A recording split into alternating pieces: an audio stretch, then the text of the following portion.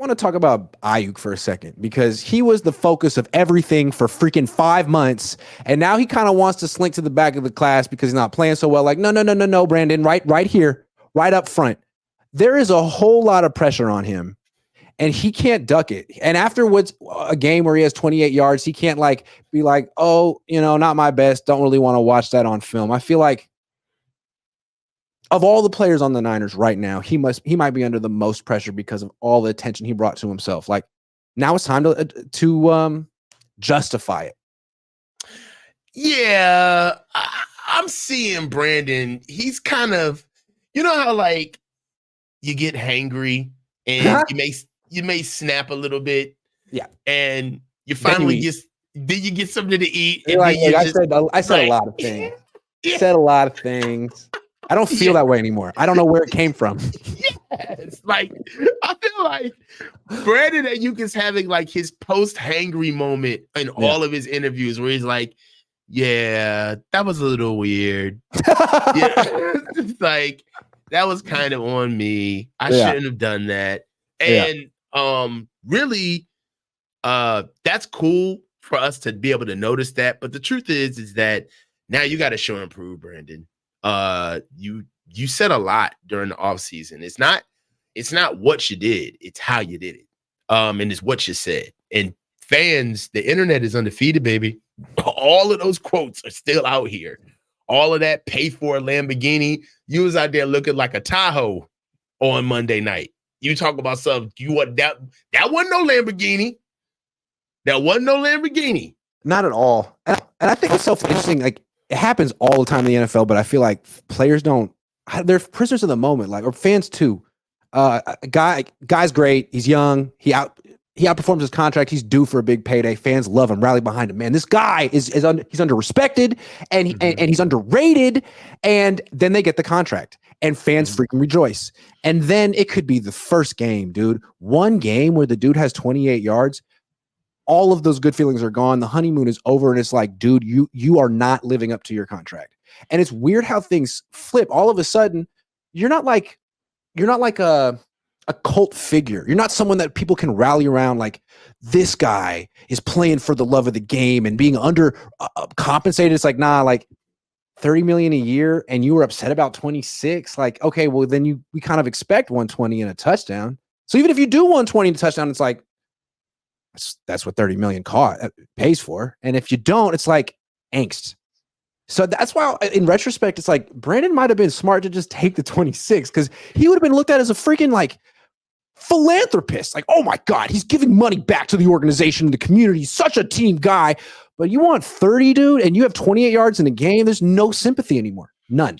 I mean, it all plays. And really, if we just take your scenario a step further, really who the angst would be pointed at would be Christian McCaffrey, because now everybody will be saying like, dude, you asked for a pay raise in the middle of your deal after you forced your way onto the field to take all of the reps and you knew you were hurt. And you knew you weren't right. You knew you were hurt. Yeah.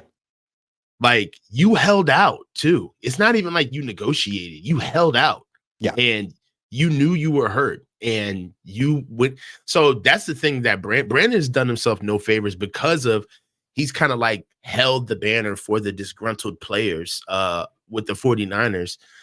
Now, because he's the poster child for that narrative, nobody's really going to realize that CMC possibly could have held out for more money when he was in the middle of his contract, by the way. Okay. And he was already the highest paid running back in the league. So it's not as if he wanted to beat somebody. He just wanted to beat his own record. So they doubled down, gave him more money, and he knew he was hurt while he did it. And it's kind of wild.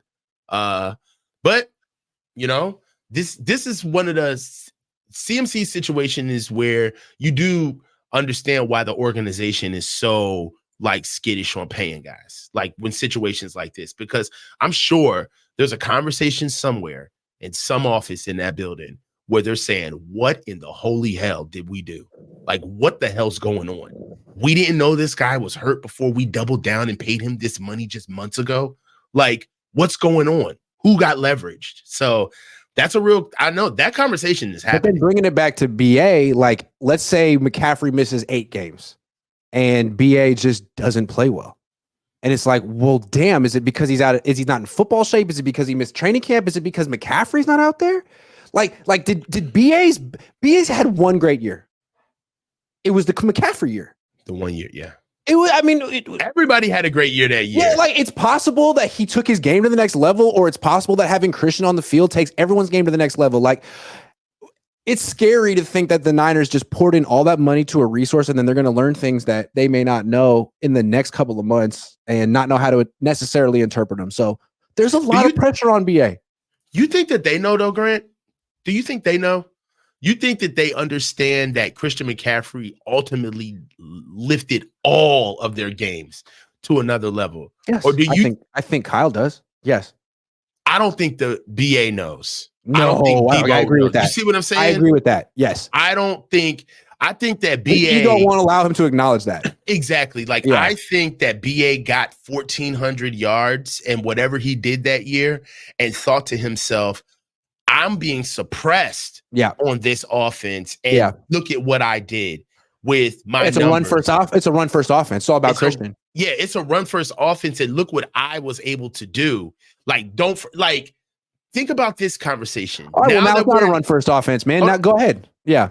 Hear this out. Hear me out. Think about this.